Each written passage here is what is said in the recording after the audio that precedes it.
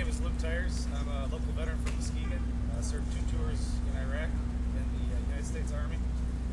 I'm here because on my 2nd tour in Iraq, I was stationed just north of Baghdad, and we had several significant oil pipelines just to the north of our position. Almost daily, we were beginning to experience attacks on these pipelines, and it got to the point where we could no longer even send our troops to respond to the amount of attacks that we were getting. What it struck me as is a microcosm of the bigger picture. And 9 of the 10 biggest oil producing states that we rely on for our energy are failed or failing states. So we take our energy policy, we send $1 billion a day overseas to the Middle East, and then that money cannot go into places like Michigan, who have lots of manufacturing experience and infrastructure.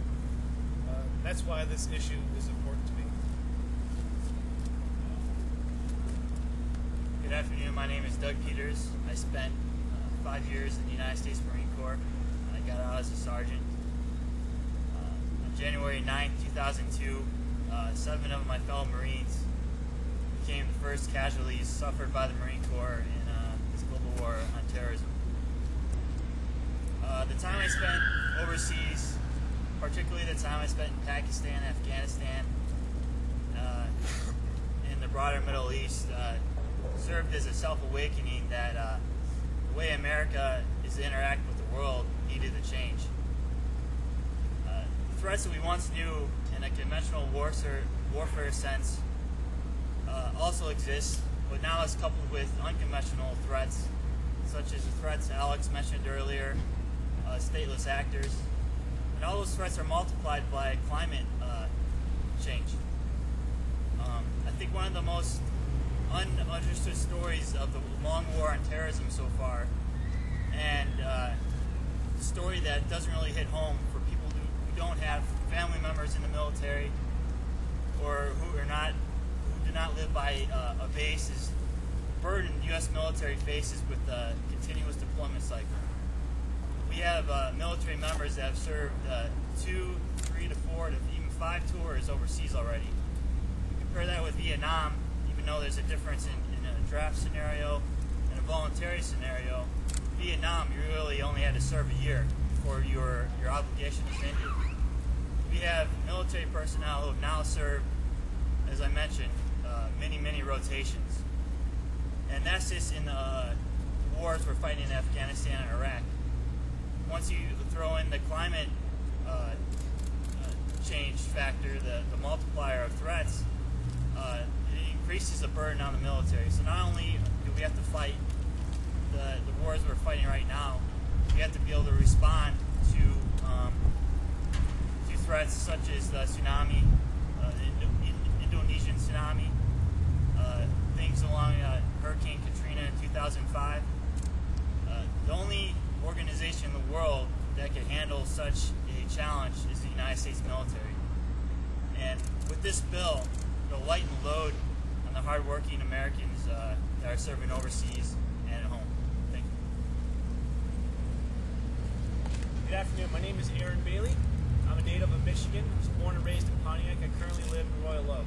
I'm also a West Point graduate, and I served as an Army officer in Afghanistan in 2007. Now, during my time in Afghanistan, I was an operations officer with the Special Operations Task Force. So every single day I was able to track the progress that the insurgency was making against our coalition and American forces. But my most vivid memory that I have is visiting a refugee camp that we believe to be supplying recruits for Taliban and Al-Qaeda. Now, during my time in this refugee camp, it amazed me just the levels of destitute poverty. We were talking about an area where mothers and fathers didn't know where they would find the next meal for their children, where resources were so scarce that even these groups that were all refugees were fighting each other over access to the only local well.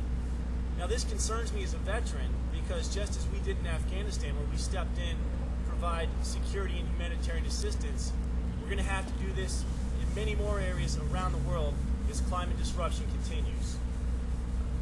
Now, one, this is disconcerting. As a member of the military, all of us join up. We know that we may be called upon to fight against unpredictable and unpreventable crises. climate change is something that we know is going to happen. We know is occurring, and we can prevent. But I'm also here today is also as a Michigan resident. Is someone living here in the state with the highest unemployment in the nation, something needs to change. So the Clean Energy Jobs and American Power Act will also help provide jobs to states like Michigan. Right now we're sending $1 billion a day overseas for foreign oil. That's money we could be using right here in Michigan to create new jobs, put our citizens back to work, and help secure our country. Thank you.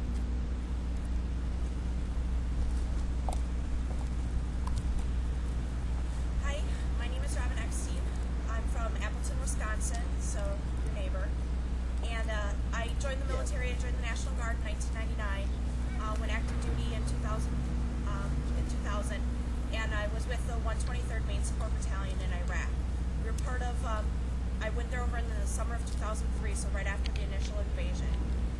My job was 88 Micah truck driver, and I ended up driving convoys in Baghdad and the surrounding area. And mainly we were hauling fuel and water. And for me, what really struck me hard was like every time we went out, it was like kind of like a gamble, a roll of the dice as far as what we were going to see that day. Whether it was going to be IEDs, ambushes, just sniper fire, was anyone going to be injured or killed?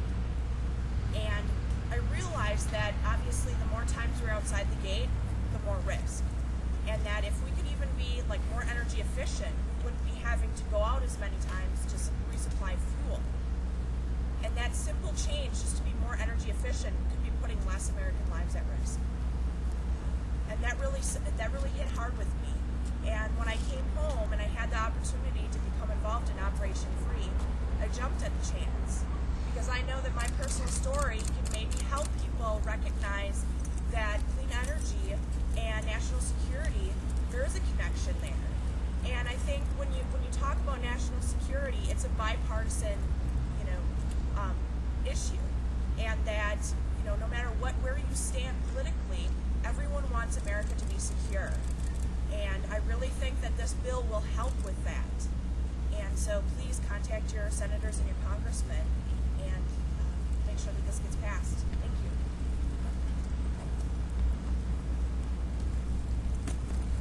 Good afternoon. My name is Glenn Kunkel. Served for 10 years in the United States Marine Corps. In 2005, I did my first deployment as a squad leader in the infantry line company. Second tour in 2007, I was advised to the Iraqi Army. Throughout my 10 years in the Marine Corps, I studied asymmetrical warfare, its roots, and what it costs to defeat it. As we know, we are in asymmetrical wars right now. It's great cost being spent to defeat these enemies. The roots of these things are famine, drought, civil unrest, natural disasters from hurricanes to earthquakes. Most of these things are byproducts of climate change. These are things that can be prevented in the future. So enemies we're fighting today do not have to fight in the future. It would be irresponsible of us as a nation to neglect this issue and not give it its due respect. The passing of this bill will not only stave off these type of enemies, create jobs, clean up our environment, keep Americans and America safer. Thank you.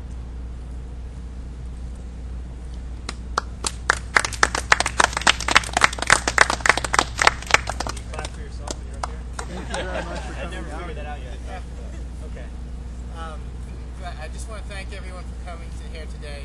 I encourage everyone to check out OperationFree.net. There's a lot more information there. You can sign up right there for email updates as well as contacting your local representatives all the way up to senators. So thank you for coming, and we'll be sticking around if you have